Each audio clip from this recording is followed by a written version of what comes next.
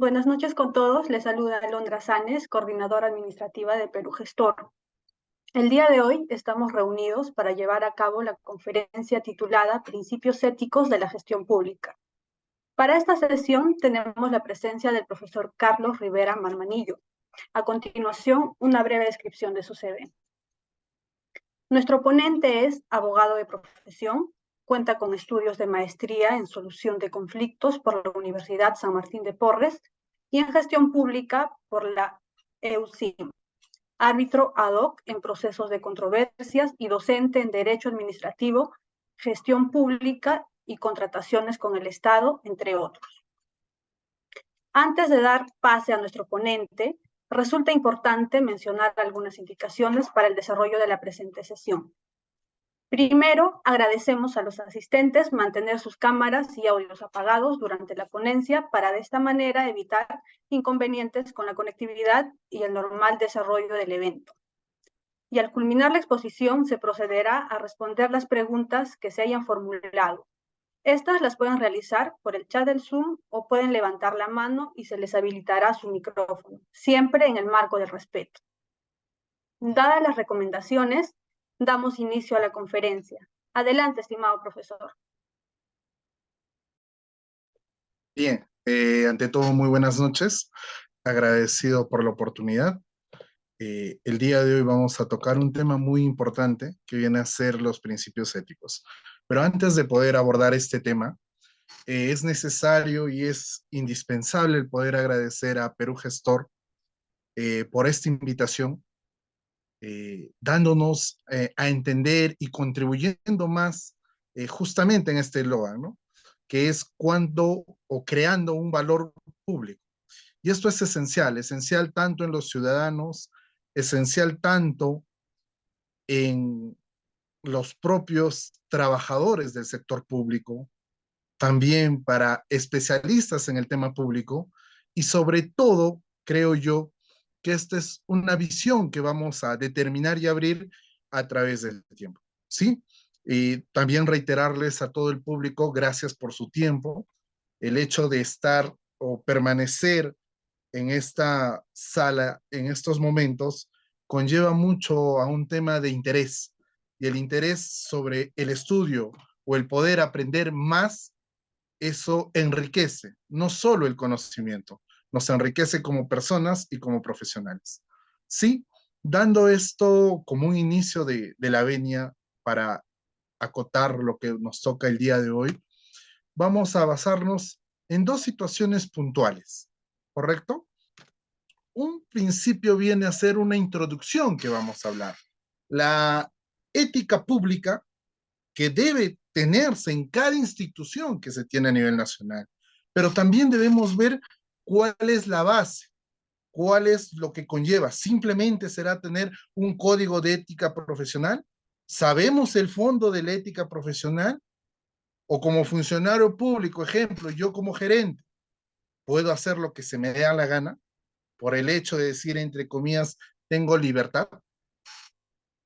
Entonces es importante tener en cuenta que esta sesión va a conllevar a estudiar justamente cuál es la base esencial de la ética pública, cuál es su función en la regulación que se tiene y también cuál es el orden del funcionario que debe tener.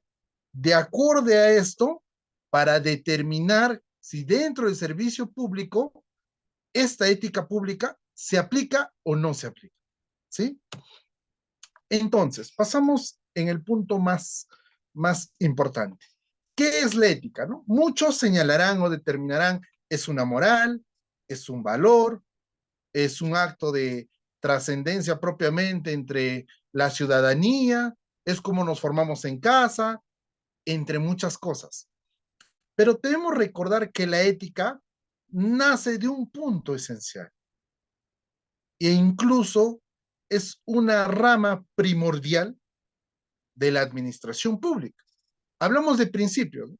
Pero principios basados en qué?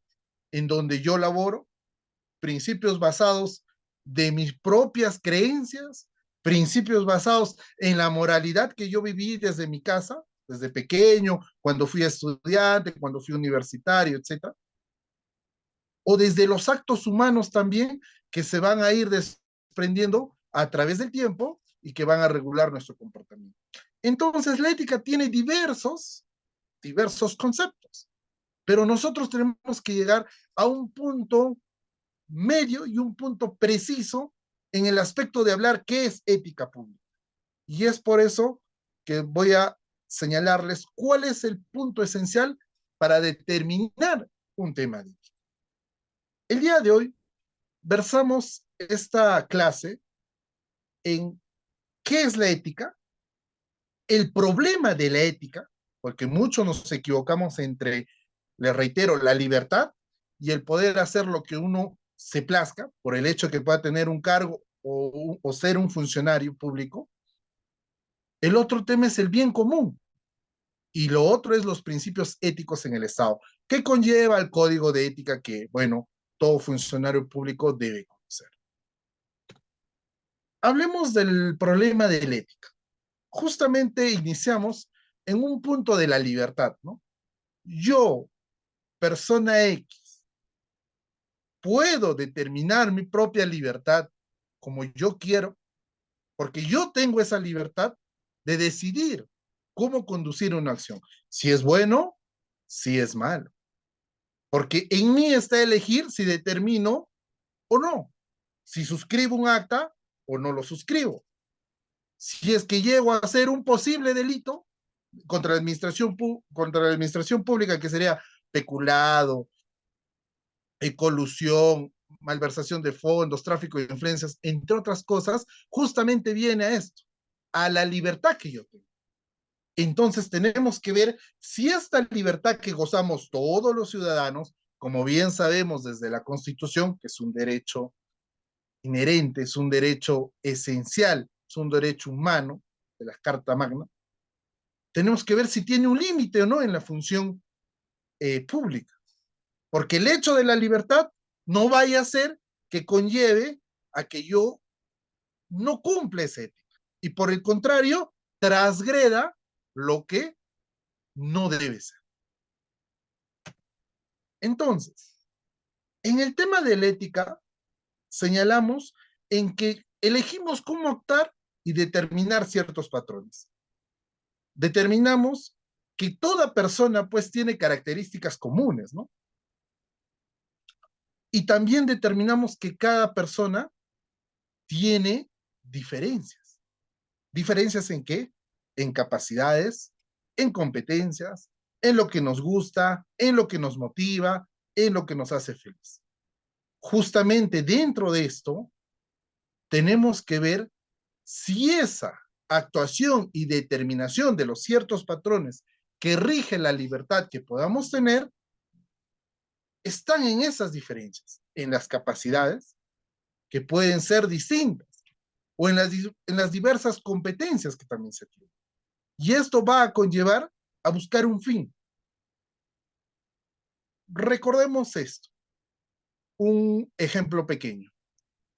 José Carlos desea tener una familia estable, desea que esa familia que él tiene tenga un sustento económico normal, progresivo, y entonces él va a tener que usar un medio para llegar a ese fin, para lograr lo que él dispone.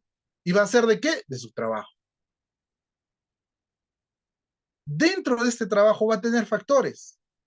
Tendrá que hacer pues horas extras, determinará labores que correspondan dentro de su propia actividad laboral a lo que él pueda determinar, a lo que él pueda crearle, como se dice, el plus, y con esto tener decisiones.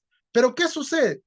Muchas veces, al buscar el fin, es donde el primer punto de la problema de ética en la función pública recae es que por el fin se determinan medios de posibles actos que van contra la ética y posibles delitos contra la administración pública. Porque justamente, ejemplo, prometí a mi novia llevarla a Cartagena, Colombia, pero soy un servidor público, un asistente municipal que mi sueldo rige en 2.500 soles o 2.000 soles. ¿Tendré la posibilidad económica? ¿Tendré esa necesidad de poder darme ese gusto? No. Entonces me dirá, pero profesor o catedrático o ponente, pero igual trabaja y ahorro, se puede hacer un préstamo. Excelente.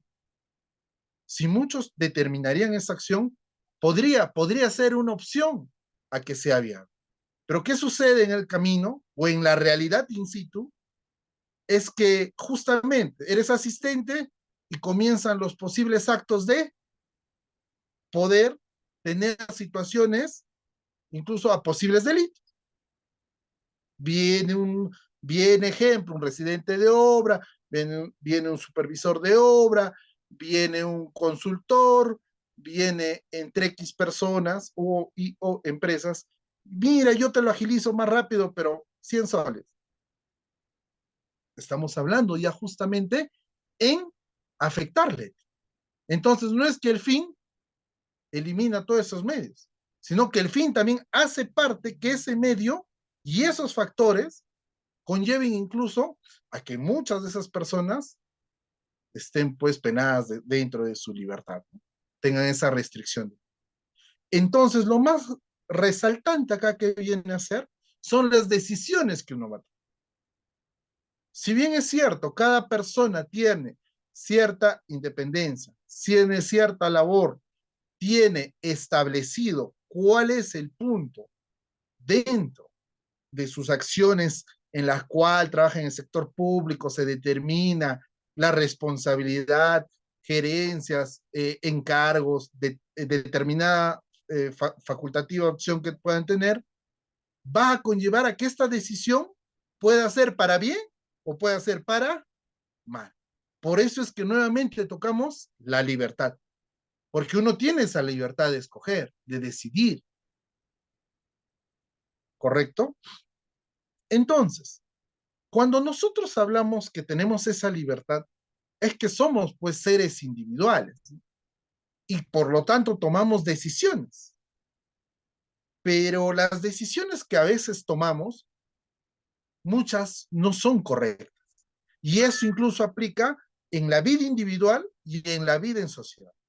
En la vida individual, como les señalé, por el hecho de buscar un fin o por el fin de querer establecer cierta preponderancia económica, que es lo que se determina mucho en el sector público, es que se dan acciones que no son conllevadas a la ética, que por el contrario afectan y hasta son posibles delitos. Y en la vida en sociedad podemos plasmar aquí dentro una imagen de cine, la cola. ¿Qué sucede?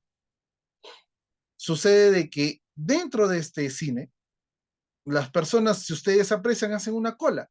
Pero la vida en sociedad, ¿qué significa? De que siempre en el Perú, el peruano se cree más vivo que el otro. Pero no creamos la base esencial de decir, a ver, a las 9 de la noche es la función de tal película y debo estar 8:30, 8:40 en el cine. ¿Para qué? Para esperar mi cola, para tener el privilegio de entrar antes, para tener el privilegio de no entrar desesperado, o para entrar y tener el privilegio de determinar si compro mi gaseosa, mi popcorn, etc. Pero lo que sucede en la realidad no es eso. En lo que sucede es llegar a última hora, hacerse al vivo, hacer cola, en otros casos colarse. Entonces vemos que esa decisión desde sociedad ya está mal. ¿Y cómo será, pues, en un tema público, ¿no? Si como sociedad, con mi hijo, le enseño a mentir, si a mi hijo le digo, por favor, ponte a mi costado, dile que tu programa está mal, etcétera, ¿cómo yo puedo llevar esa responsabilidad de ética a mi centro de labores? Pregunto. Otro caso igual en sociedad puede ser cuando sabes que el niño está mal y bueno, no quiere ir al colegio, ¿no? Llama a la profesora, profesora, mi hijo está mal, está en el hospital, etc. Pero enseñas ya a mentir, enseñas a infringir, etc. Entonces, queda mucho en analizar en qué hacemos como vida individual, como profesionales, en el trabajo, entre X situación, y en la vida en sociedad, lo que les digo. En el estadio, ejemplo, graban videos, uno va a ver el partido, se están colando, va a conciertos, se cuelan, o el vivo está llevando lo que prohíben a que no se lleve. Entonces, ¿estaremos actuando bien? Desde ahí nace el problema de la ética, desde la propia sociedad. Entonces, se supone que la ética, ¿qué buscan? Busca que la enseñanza sea de un conocimiento que deben convertirse en un hábito para el funcionario. Pero aquí hay algo que analizar.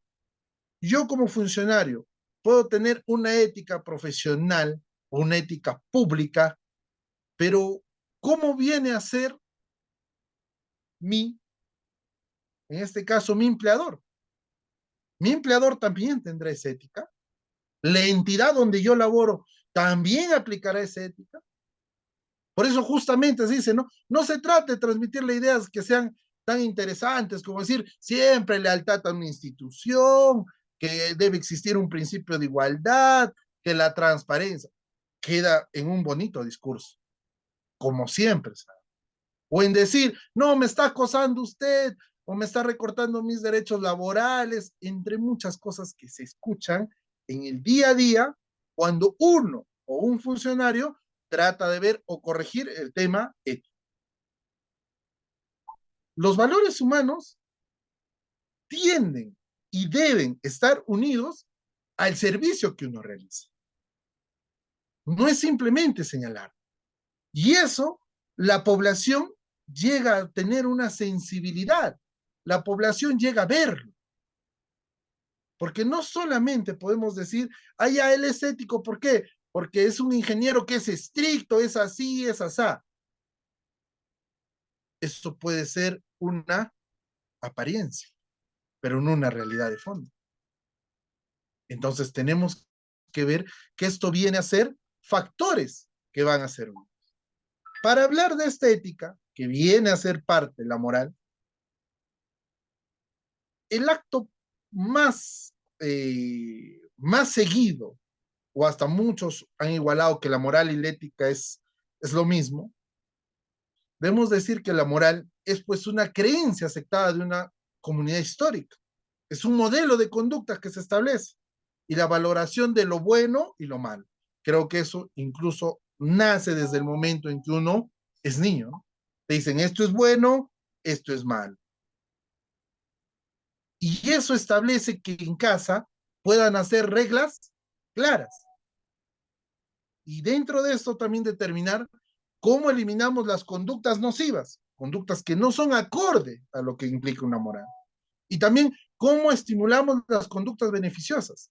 Si yo soy una persona con ética, con moral, cumplo, ¿cuál es la base para estimular estas conductas beneficiosas? Si las reglas son claras dentro de la moral, la sociedad también debe aprender a determinar los valores que se tienen. Entonces, la ética basamos en que es simplemente, como lo dijo Aristóteles, el carácter de la persona. Es el carácter de una persona. ¿Y cómo viene a ser el carácter de una persona? Va a definirla propiamente en su actuación. Va a tener un conocimiento práctico de lo que es bueno y justo para servir de la regla de conducta. Una conducta de ética y una convicción propia. Porque no solamente podemos decir, ah, no, yo soy ético o soy una persona con morales.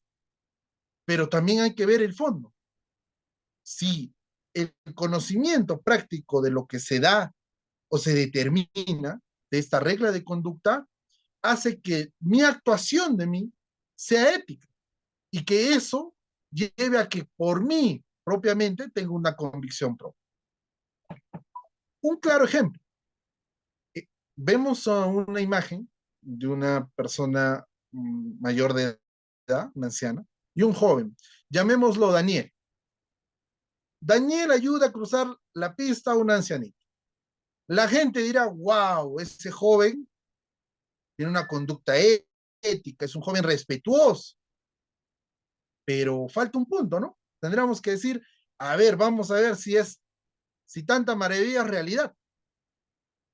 Y el detalle es la convicción propia. No sabemos si Daniel ayudando a cruzar a esa abuelita para ganar más puntos con la nieta. ¿Me entiendes? Entonces ya no sería una conducta ética, porque no tiene una convicción propia.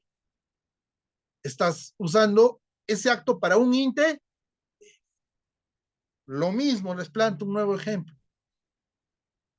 Ahora que vivimos en una situación de delincuencia, llegan a tu casa, te extorsionan y te dicen en una hoja, ¿sabe qué? Me entrega a sus 2 hijos y $50,000. O si no, la opción B, me entrega a los 2 hijos del vecino y $50,000 del vecino. Yo le pregunto algo a usted. Usted, por una noción familiar, va a decir, yo le entrego a los 2 hijos del vecino y los otros 2 que pudieran darse. Pero en ningún momento usted va a desprender un vínculo familiar. Entonces, ahí pueden entender que existe o debe existir una convicción propia, de que la conducta ética no simplemente se dice, se llena en los foros, se determina, o se habla, o se lee todo el código de ética, y dice, ya, listo, ya soy un funcionario con ética. No es así. Creo que estos ejemplos conllevan a determinar de que si vas a hacer una acción, hazla con una convicción propia y no por un interés que esté atrás. Como en este pequeño ejemplo que estamos viendo. Siguiente. El punto es buscar un bien común. Lo ideal del Estado debe ser determinar un bien común con las instituciones, con la sociedad, con todas las personas, los ciudadanos. Porque las demandas legítimas por procedimientos democráticos en un Estado de Derecho van a conllevar a tener un bien común. Eso va a buscar a construir un mundo mejor. O dígame, ¿quién no desea lo mejor de acá en unos años para sus hijos, para su familia? Y justamente el bien común va a ser cuando se construya un futuro mejor, pero iniciando de dónde estamos ahora, en qué errores tenemos. El valor público es la razón del Estado, te dice la justificación moral de su poder. Yo pregunto tanto, quien les habla también es abogado litigante a nivel penal. Muchos, casi el 15 o el 13% en los penales se encuentran funcionarios públicos, que han sido exfuncionarios públicos, y que están siendo, ¿qué? Recluidos en un penal y están tal vez con una prisión preventiva, o en algunos casos ya con sentencia. Fue una libertad de acción que quiso coimear, definió la necesidad, superó, determinó, lo nubló, entre X cosas, para que esa persona ahora esté purgando la libertad. Entonces tenemos que ver que si queremos construir un mundo mejor, el acto viene en poder nosotros cambiar, en nosotros iniciar de lo poco a dar esa diferencia. Ya les vuelvo a señalar, es muy fácil, como Daniel, decir, no, mírame, yo soy ético, estoy haciendo cruzar, etc. Pero no vemos el fondo, no vemos si esa convicción propia es real. Esto creo más claro queda en los políticos. Un claro ejemplo es los congresistas. Nos venden que nos quieren ayudar, fomentar nuevas leyes, determinar diversas acciones, que la gente los apoya, que ellos también van a luchar, etc. ¿Tendrán convicción propia? Pregunto. ¿Lo tendrán? Yo dudo, porque tenemos, pues por eso, mataperros, robacables, grabador de audios, coimeros. Eso es lo que tenemos. Eso es nuestra realidad. Y más aún, se tiene todavía, si hablamos de ética, un descaro de determinar unos bonos, que es lo que hace días se ha dado o está actualmente en la mesa. Cuando hay mucha gente que con ese bono que quiere darse el Congreso, cada congresista, puede vivir hasta un año con esos 10,000 soles. Porque hay gente que ni siquiera llega al sueldo mínimo. Pero claro, nosotros generamos o creamos una apariencia, decir, sí, mi conducta es ética, yo soy así, asá, etc. Y por detrás no vemos cuál es el fondo. Etcétera. Entonces, es mucho que analizar en el tema de ética. Pero para esto tiene que haber principios de una función pública. Y esto está definido en el Código de Ética de la Función Pública, que habla de las prohibiciones, obligaciones, y todo está basado en ¿qué? En el marco de los derechos humanos. Entonces, si yo enmarco en base a los derechos humanos, tengo que determinar cuáles son estas acciones que se han venido a plasmar o que se van a determinar.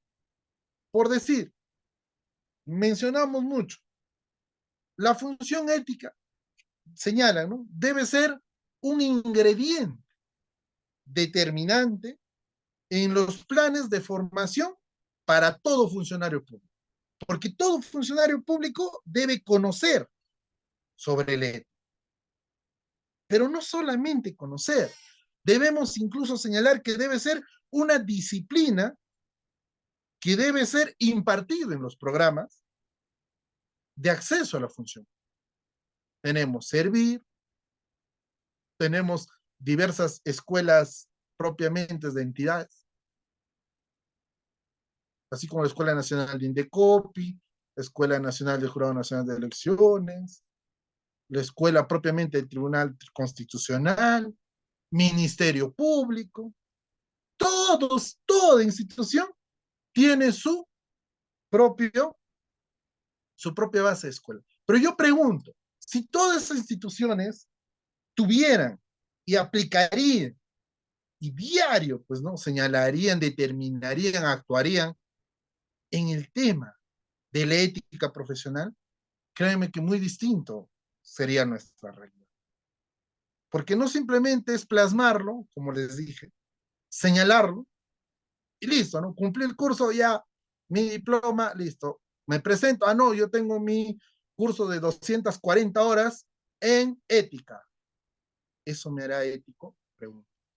¿Eso me hará una persona con moral? Porque no solamente vamos a plasmarlo en señalarlo, sino también en buscar una actuación propia. Siguen. Dentro de los principios de la función pública, podemos ver que existe el respeto. Y esto debe existir desde el marco institucional. Si hablamos de un municipio, desde el alcalde. Pero, tenemos también cada alcalde en el Perú. Un claro ejemplo, tienen un alcalde en Trujillo, ¿no? Que le gusta tener un vocabulario muy alegre.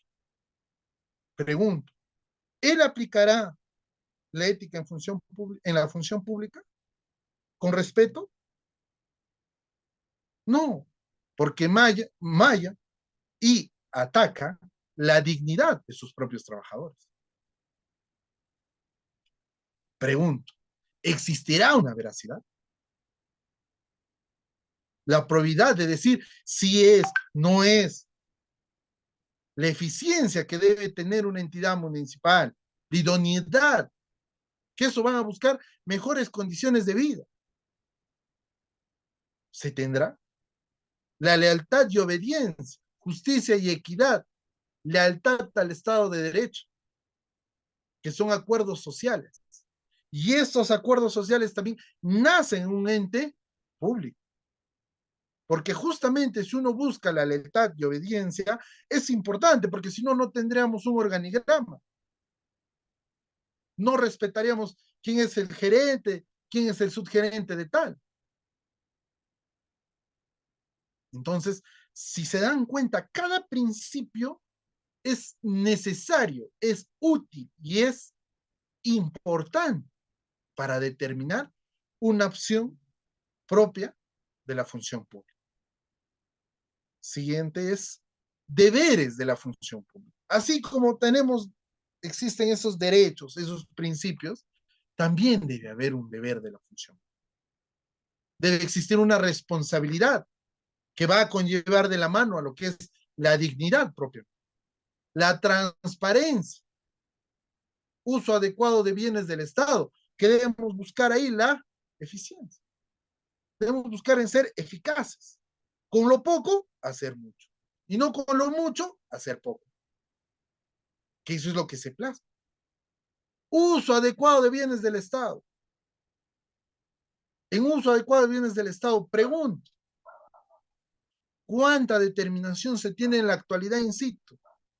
Que tan, sea, ojo, en las municipalidades distritales, provinciales, hasta en gobiernos regionales, entidades, ¿harán uso adecuado de bienes del Estado? Yo pregunto. Tenemos claros ejemplos. La Policía Nacional del Perú, el que maneja, el chofer, le está llevando al capitán, al comisario a su casa con la camioneta de la policía. ¿Ese es un uso adecuado de bien del Estado? Yo pregunto. Lo recoge todavía, le recoge a su hijo, vuelve a su casa, espera todavía que acabe de almorzar, regresa, lo llama nuevamente a la comisaría. Lo mismo el Poder Judicial, lo mismo la Fiscalía. Lo mismo demás instituciones. Pregunto, ¿existirá el uso adecuado de bienes del Estado? Al margen de hablar de un tema penal que no vendría al caso, que es especulado de uso. Entonces vemos que esta, por decir, es una acción que recorta esa mejor condición de vida que podemos tener. No solo esa persona, todos y nuestra generación. El ejercicio adecuado del cargo. ¿Qué tan importante también viene a ser este deber? De determinar las acciones. ¿Cuántos regidores que no saben ni qué hacer? No saben ni hasta ahora que ya va a concluir un año de periodo, no saben ni cómo se instala hasta ahora. Alcaldes igual. Una acta de sesión de consejo. Eso será, yo pregunto, ¿atacará eso a la ética de la gestión pública? Hace requebrajar y sobre todo retrocedemos. Ahora me dirán, pero profesor, ellos pues son solo por 4 años o 5 años y ya salen y listo, ellos no deben saber. Falso. Porque ellos desde el momento que uno asume deben tener conocimiento. Cuando yo asesoro a algunos regidores, les digo, ¿no? Cuando uno llega a ser un candidato es porque sabe un reto que va a tener, sabe que va a estar en el tema público y sabe que va a tener actuaciones necesarias. Es que es estar en una comisión, que es la función no solamente de ser la oposición, sino también de ejercer, si vas a poder contribuir, excelente, de brindar ideas, de fomentar nuevas visiones de proyectos que pueda tener. No es simplemente cerrarse y decir, no, tú regularizas al alcalde y punto. Y eso no es así. Entonces tenemos un sesgo en que todavía creemos que la actuación de cada funcionario ha sido o o ha sido regido por una actuación que era antes. Pero ten en cuenta las nuevas modificaciones de las normas que se tienen. Ten en cuenta los nuevos pedidos que se dan, las nuevas evaluaciones propuestamente que pueden dar uno en un consejo municipal. Entonces es necesario poder entender esto. Otro punto viene a ser la discreción y la neutralidad, que viene a ser en acuerdos sociales. Esto corresponde propiamente a las actuaciones que uno como funcionario pueda determinar. Y también qué importante viene a ser que de una identidad no se filtre pues información, porque se supone que hay un deber de la función pública, que es la discreción. Si en una entidad municipal no sabía la información, al día siguiente ya por el noticiero ya se enteraba. El alcalde se enteró, ejemplo. Yo pregunto, ¿habrá un deber de una función pública de discreción? que ha sido erradicada, que afecta un acuerdo social, afecta el interés general que se tiene. Entonces es importante determinar la actuación que debe tener un funcionario público. Siguiente, las prohibiciones éticas. Para nosotros poder analizar las prohibiciones éticas, van a conllevar también actuaciones que existen en la realidad, que es presionar, amenazar o acosar. Tenemos en el Perú un sinfín de casos de violencia contra la mujer. Hablamos de una norma que es de la ley contra la violencia y la mujer y los grupos vulnerables, la 3364 y diversas modificatorias. Pregunto, ¿habrá servido en el tema público esta normativa? ¿Habrá conllevado a que se actúen diversas acciones sobre acoso político, sobre si tal acción que tú realizas en fiscalización va a conllevar una amenaza? Ay, quien les habla ha sido expositor y es expositor de la Red Nacional de Mujeres y también del proyecto de Flora Tristán, donde hemos conllevado diversas charlas de, hablo, mujeres que son, ojo, autoridades y que han sido amenazadas, han sido acosadas y han sido hasta presionadas. ¿Por qué? Por un voto en sesión de consejos. ¿Por qué? Porque ya estaba realizando el acto de fiscalización, le dijeron, ¿sabes qué? Mira, ten cuidado, ¿eh? Te puede pasar esto. Y esas prohibiciones éticas, ¿por qué no se aplican? ¿Por qué no se dan? ¿Tenemos acaso tanta norma en nuestro país que no sabemos qué vamos a aplicar o qué vamos a determinar? Entonces yo siempre les he dicho, la primera opción es recopila medios de prueba con todo lo que tú puedas tener y denuncia. No te quedes callada, denuncia. Y en Arequipa hay un caso de eso que ha sido fundado y al gerente municipal de una entidad municipal está en prisión por acosar y amenazar. Otro punto, obtener ventajas indebidas, mal uso de información privilegiada. El mal uso de la información privilegiada determina como una prohibición ética general, pero esto hay que ver si realmente se cumple, porque esto de la información privilegiada que puedes saber puede ser ejemplo, ¿no? Un requerimiento. Yo ya tengo, yo ya determiné cierta acción y ¿qué sucede? Filtro esta información. Esta información ya no va a ser una información privilegiada, porque yo ya lo lancé. Ejemplo, puede ser mi mejor amigo, mi novia, mi pareja, y le digo, no, ¿sabes qué? Mira, el día viernes va a salir una convocatoria. Te mando los términos de referencia, los famosos TDR. A ver si puedes presentar tu currículum y yo te ayudo. Pregunto. ¿Eso no es tener una ventaja indebida? ¿No es usar la información privilegiada? Y esto afecta, nos afecta, reitero, a todos nuevamente, porque trata, limita y dificulta las mejores condiciones de vida. Es por eso que hasta ahora ustedes mismos se darán cuenta que en la función pública existen personajes que no deberían estar donde están. Tenemos desde ahí un grado o una afectación que el tema público se ha vuelto una especie de mercado. Tú me ayudas en campaña y gano y yo estoy ahí. Como cargué tu banderita, ahora me toca a mí estar en donde estás tú. Eso es lo que hemos visto en política en el Perú. Y más aún, dentro del propio escenario ya, cuando ya estoy por acabar mi gestión, ejemplo, a los 3 años empiezo a hacer el proselitismo político nuevamente, para que mi alcalde nuevamente se reelija y yo tenga nuevamente 4 años de trabajo. Pero sigo trabajando para la equidad, cuando sé que eso está prohibido.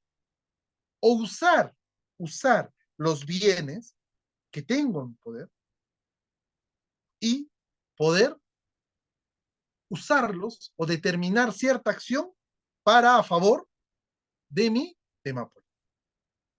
Y esto es un claro ejemplo, se dio en Junín, en la región Junín, en un gobierno pasado, anterior. Se dice luchar con la anemia, odontólogos por Perú, por Junín, etcétera, etcétera, etcétera, de lobos. Genial. Pero ¿qué personas trabajan ahí? Nos preguntamos. ¿Eran simpatizantes, militantes? ¿Cuál era el fin? ¿Queríamos relanzar? Ah, no, como está prohibido el hecho de que se pueda reelegir, ah, no, tenemos a otra persona. Entonces sigue existiendo un interés de conflicto. Pero yo pregunto también, ojo, ¿dónde queda Contraloría? ¿Dónde quedan esas actuaciones éticas? ¿Dónde queda también OSI? Yo pregunto, porque estas prohibiciones éticas vienen de la mano a que el procedimiento administrativo, disciplinario o sancionador que tenga del funcionario público debe ser pues establecido también por estas entidades. Entonces vemos que esto no solo es ahora, vemos que dentro o para hablar de una ética en la gestión pública, tendremos que repasar desde un inicio en general en las bases que se han sentado la ética y a la realidad que vivimos ahora. Y en la realidad diario se escucha alcalde, funcionario público, que fiscal, que juez, recibió tal coima, que le dieron tanto, detenido por chuponeado, policía cobró 10 soles para que le dejen pasar, para que no ponga papeleta, alcalde extorsionó a empresario, empresario lo grabó, filmó billetes, eso tenemos, eso es la realidad. Entonces, determinar más de un tema de la ética, como les digo, como un curso propiamente a lo que uno va a referir, es simplemente brindar un pequeño granito de aporte a lo que ya tal vez se ha construido. Reitero, la ética va a nacer de la libertad, en el hecho en que uno pueda definir lo bueno y lo malo, en el hecho en que tiene uno esa libertad de decir es correcto o es incorrecto, pero eso vendrá en cada uno de nosotros. Ya vieron el ejemplo de Daniel. Daniel nos hace creer que es ético a un inicio, o que tiene una buena moral, buenas costumbres, pero no sabíamos el fondo, que el fondo era que estaba pretendiendo a la nieta. Entonces existe una conveniencia y ya no es ético. Y eso queda mucho a reflexionar. Siguiente, por favor. Las consideraciones finales es que en este orden de ideas tenemos que el estudio de la ética debe reforzar la confianza en los organismos públicos, para lo cual se debe colocar en marcha una definición de una misión clara, nos señala, para que el servidor público pueda ayudarse también de los poderes públicos y encontrar nuevos medios de valorar la integridad y cohesión con los ciudadanos, respecto a los rasgos valorativos sobre los cuales debe interactuar como parte de la función pública. Uno sale a un parque y consulta sobre un funcionario público y la población te va a decir de hace. Te va a decir es un ladrón, es un ratero, como yo lo señalé en muchas ponencias que he tenido cuando he brindado a las autoridades. El chip de la población es eso. ¿Y qué hace? ¿Qué hace el factor público para restar eso? En la realidad, nada. Lo que hace es empeora.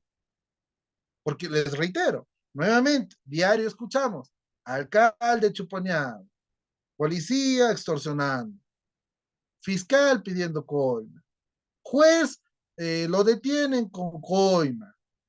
Yo pregunto, ¿hablaremos de ética teniendo día a día, día a día, todas esas vertientes? ¿Será cierto que nosotros como ciudadanos cohesionemos con la función pública y determinemos cierta situación? Unos me dirán, pero docente, para eso existe la rendición de cuentas que ahí nos dan, claro. Todos sabemos que un tema es una rendición de cuentas. Muchos ni lo harían, lo hacen porque están sujetos, obligados a una norma. Y en otros casos lo hacen, pero lo hacen para sus allegados, no lo hacen en general. ¿Por qué? Porque el otro error es que nosotros como ciudadanos también creemos que solo estamos para elegir. Votamos y nos olvidamos. Pero no somos de las personas de determinar una acción y realmente ser ciudadanos, ¿no? Porque ser ciudadano no solamente es ir, sufragas, das tu voto y chao, y te olvidaste y vuelves 5 años, ¿no? O 4 años. Sino que como nosotros como ciudadanos, mínimamente estar pendientes, ¿no? Sesión de consejos, poder acudir, determinar, es libre el ingreso, etcétera, pero no lo hacemos. Porque muchos decimos, tengo trabajo, tengo responsabilidades, tengo mi hijo, tengo que cocinar, tengo que lavar, planchar, etcétera, etcétera. Y cada uno más determina o vive para su supervivencia. Y nos olvidamos del otro término, de que somos ciudadanos que, entre comillas, ejercemos poder para una persona que es elegida democráticamente, pero olvidamos el otro punto, que nosotros también debemos controlar, observar. Entonces no somos ciudadanos. Solamente seremos pues una máquina que va a votar cada 5 años, 4 años y listo, y nos olvidamos. Y cuando todo está peor o cuando todo es grave, nos quejamos. Y esto es la ética. La ética conlleva a esta acción. Aquí es muy fácil nosotros como ciudadanos decir o quejarnos, ejemplo, en un vecino, ¿no? ¿Por qué cuesta tanto? ¿Por qué esto es así? ¿O por qué está tan caro? Pero no vemos el fondo, no vemos que nosotros somos parte de eso y que si nosotros como sociedad no presentamos o determinamos cierta actuación de cambio, pues ni el funcionario público de ninguna institución, ni la base que va a tener, va a poder salir de estos actos que se.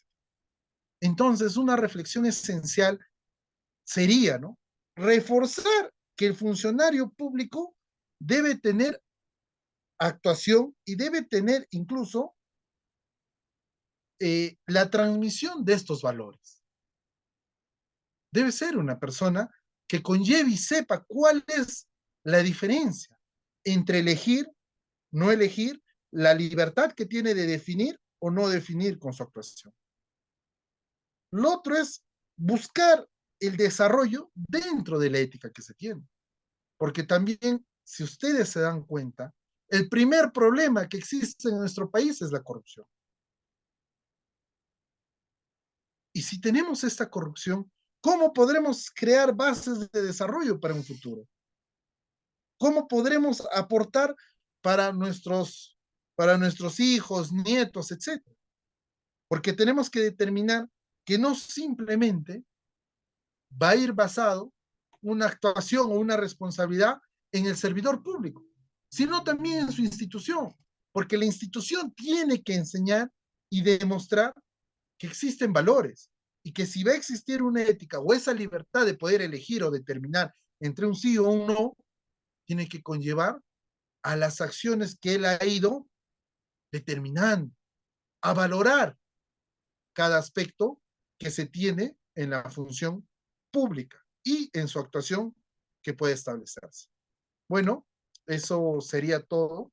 Quedo pendiente de las preguntas que pueda determinarse. Gracias.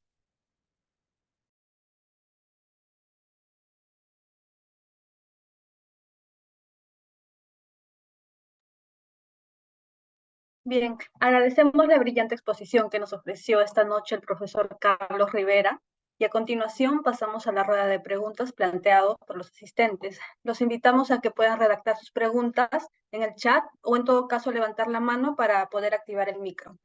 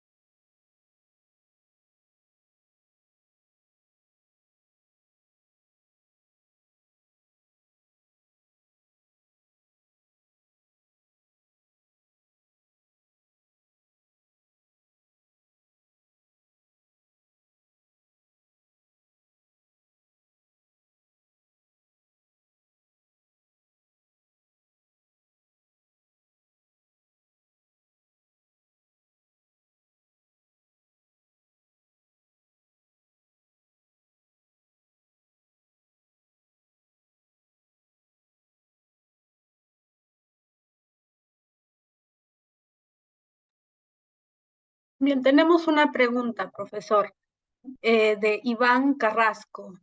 Dice, buenas noches. ¿Usted cree que se puede enseñar ética a una persona que no lo tiene como formación?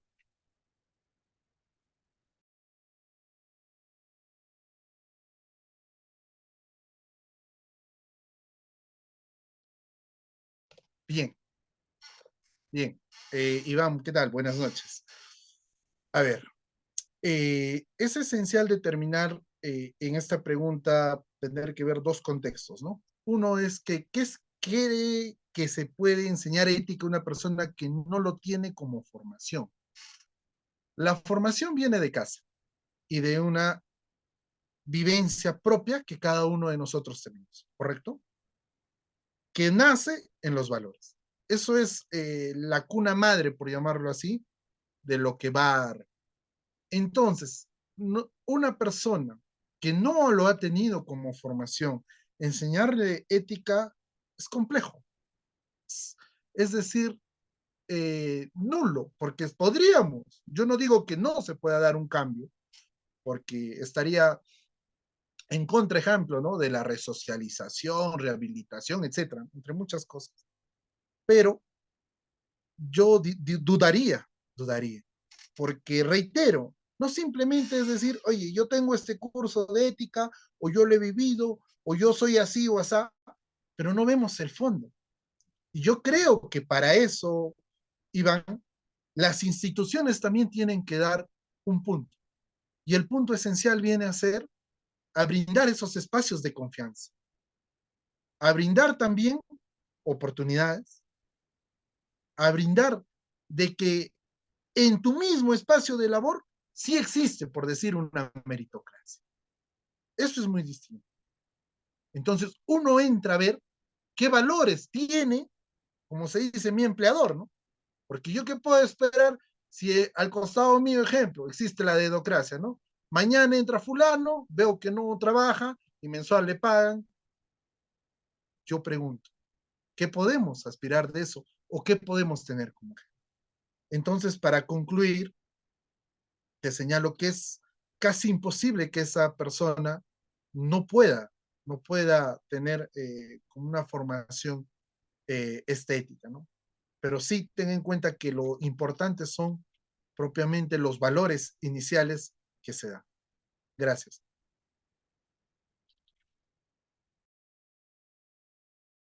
Bien, Raúl, si no me equivoco, levantó la mano para que pueda Sí, hacer. señorita Londra, muy buenas noches y por tu intermedio felicitar al maestro Carlos Rivera Marmanillo y en esta conferencia muy, diría muy provechosa para todos los que estamos participando en este evento, referida a los principios éticos de la gestión pública.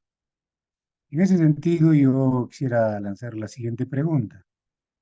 Si bien es cierto de que los principios éticos o diría deontológicos no, en la gestión pública se pierde eh, cuando una persona no está formada adecuadamente, ¿no? Como profesional para poder ejercer la gestión pública. En ese sentido, hoy en día estamos inmersos en un mundo de lo que se llama la corrupción. Entonces, esto de la corrupción no solamente se da pues en el Perú, ¿no? Sino es a nivel, en toda nuestra aldea global. En ese sentido, ¿qué poder hacer con relación a lo que viene a ser con respecto al tema de por lo menos un paliativo para poder erradicar desde las raíces lo que viene a ser esto de lo que se llama la corrupción de funcionarios? Muchas gracias por la respuesta, maestro Carlos. Bien. A ver, lo ideal sería eso, luchar contra la corrupción. Eh, usted tiene una excelente pregunta y es una realidad que vivimos. Tenemos normas en cantidad, tenemos modificaciones de códigos, del código penal, artículos. Y mire, qué tan, llamémoslo así, qué tan gracioso puede sonar, porque tenemos más modificaciones, las penas se incrementan, entre otras situaciones, pero la delincuencia y la corrupción sigue avanzando. Significa que el acto restrictivo que da el Estado no basta. Entonces, ¿cómo luchar contra la corrupción? Creo yo que las actuaciones institucionales de cada entidad deben tener una mayor amplitud y, sobre todo, actuación. Actuación, porque yo siempre lo he dicho. Como le mencionaba dentro de la ponencia, yo he sido asesor de algunos regidores en diversos lugares. Y me decían, doctor, pero yo he pedido, ejemplo, un pequeño ejemplo, yo he pedido que se me facilite el expediente tal de obra y mejoramiento de tal, pero me han dicho que no me pueden dar. Entonces ahí ves una primera debilidad, ¿no? ¿Cómo luchar contra la corrupción? Hay que enseñarles, hay que educarles a esas personas a que sepan gestión. Yo felicito justamente porque academias o instituciones o asociaciones como Perú Gestor, entre otras, conllevan justamente a esto, a poder aportar un granito más a lo que quieren, a lo que se lucha en saber. Porque muchas personas, y yo les soy sincero, haríamos un análisis breve, una encuesta a nivel nacional, la mitad o más de la mitad de regidores, alcaldes, no han sabido este primer año ni siquiera saber cuáles han sido las actuaciones de su propia función.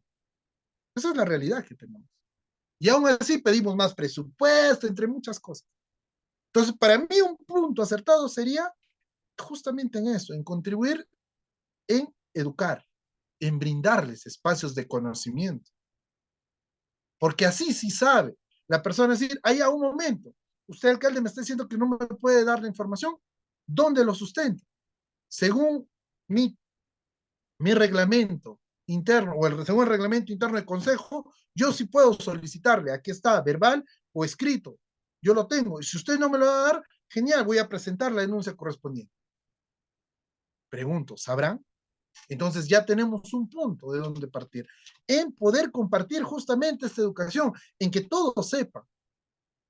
El otro segunda opción, por llamarlo así, es pues, reitero, reforzar los órganos de control. No basta con hacer un informe, pasarlo, determinar, si se ha visto cierta responsabilidad y chao.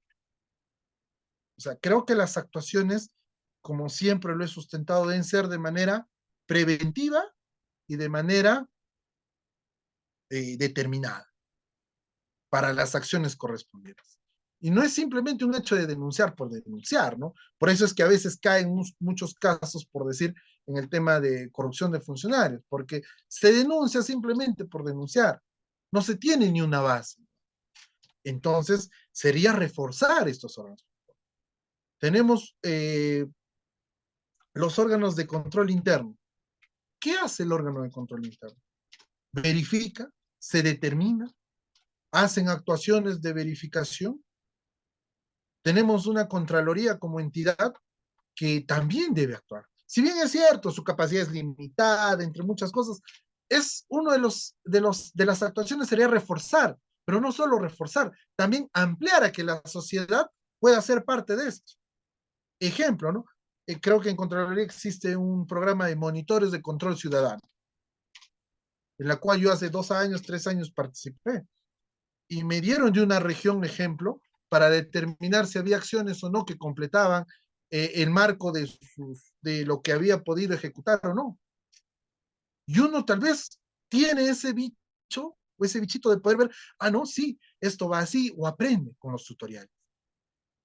Pero, ¿qué tan importante es impartir uno el conocimiento o saber o brindar eso en los espacios públicos que se dan?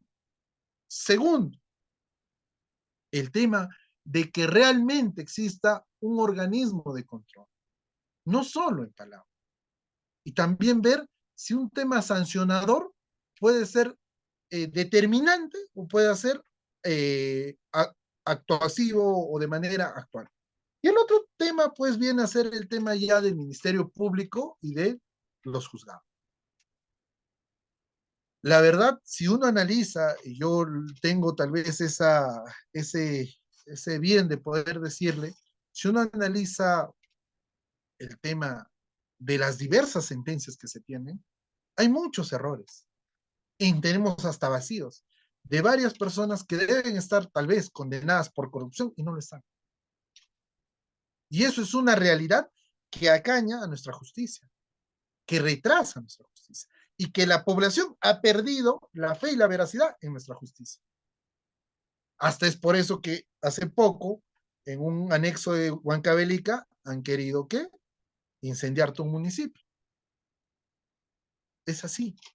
Tenemos una fiscalía también que la investigación lo hace a su manera, en no respetando ni los plazos que ellos se enmarcan de acuerdo a la ley. Entonces viene a ser una actuación conjunta entre instituciones para luchar contra la corrupción y no simplemente, como les he dicho a varios políticos, es reunirse y sentar y hacer una mesa de concertación contra la lucha anticorrupción. ¿Quién se reúne? El gobernador, se reúne el comandante o el general, se reúne el de la defensoría, se reúne el procurador, se reúne, etcétera, etcétera.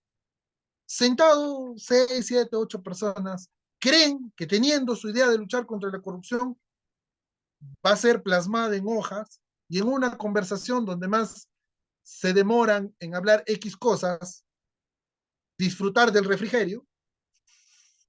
Yo pregunto, ¿eso luchará contra la corrupción? No. Entonces, las actuaciones vendrían a ser a que todas las instituciones trabajen de una manera idónea, que se cumpla lo que se tiene en la normativa, en los reglamentos, porque desde ahí existe estos actos. Entonces, eso es lo que yo podría aportar. Gracias.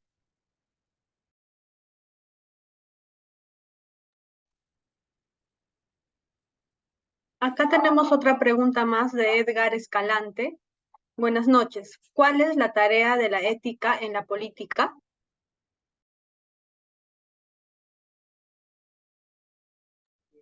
Bien, a ver, si hubiera una tarea de la ética en la política sería excelente, Edgar. Yo creo que incluso cambiaríamos no solo la realidad que tenemos como país, sino creo que cambiaríamos muchas vidas, cambiaríamos muchos destinos. Te comento, en el tema político, cuando uno realiza política y llega al poder, se olvida de muchas cosas. Y se olvida cuando no ha tenido formación política, ¿correcto? Entonces, en la realidad que tenemos, que muchas personas A, B, C, D, E, F, de la noche a la mañana quieren ser alcaldes, quieren ser políticos, etc. ¿Qué llegan a hacer? Por el dinero, llegan a establecerse, no saben ni qué es política, nunca en su vida han visto qué es política, etcétera, etcétera. Entonces, una tarea de ética en la política vendría a ser que dentro de la normativa de los partidos y movimientos políticos se realicen filtros. Para mí un filtro esencial sería el tema de los antecedentes, porque de parte una persona con o sin valores. No es que yo pueda prejuzgar, pero desde ahí determino si esta persona, ejemplo, ha sido un violador, puede ser un buen alcalde. Y yo pregunto, si esta persona ha sido sentenciado por un tema de que, no sé, robó y se lanza como alcalde, puede ser. Entonces tendríamos que ponerle filtros, ¿no? Entonces, desde un movimiento político o un partido nacional, tendríamos que poner o incorporar que una base esencial sería que exista la escuela de ética en la política. ¿Y qué se hablaría en la escuela de ética en la política? Justamente lo que desarrollamos. ¿Qué es la libertad de decidir lo bueno o lo malo? O por último, señalar si van a determinar las acciones, si es que llegaran a ser autoridad, ¿qué es lo que podrían hacer? Si pensarían dos veces en coimear a tal empresario, no, porque estaría jugando su libertad.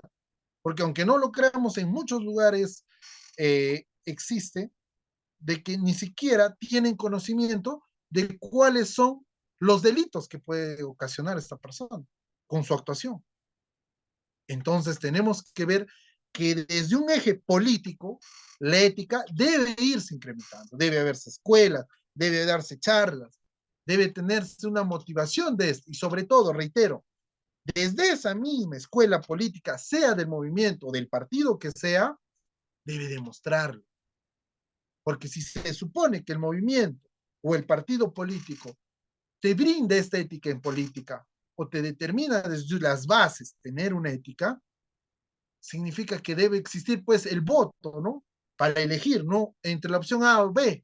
Y realmente quien los simpatizantes decidan, gane A o gane B. Y no como se ha visto hasta ahora, entre comillas, que existe un voto privado, singular, para elegir al que va a representar, cuando sabemos que ni esa persona solo llega por tal vez un tema de dinero. Entonces, desde ahí sería bueno que se reglamenten acciones de la ética. Así como les mencionaba de la 30364, del tema del chantaje, acoso político, etcétera, que está reglamentado, que ha determinado dentro de esto el Jurado Nacional de Elecciones, lo mismo debe ser en la ética. Porque la ética es la base para mí esencial que va a tener o va a depender un tema político a posterior, cuando esta persona sea elegida. Gracias.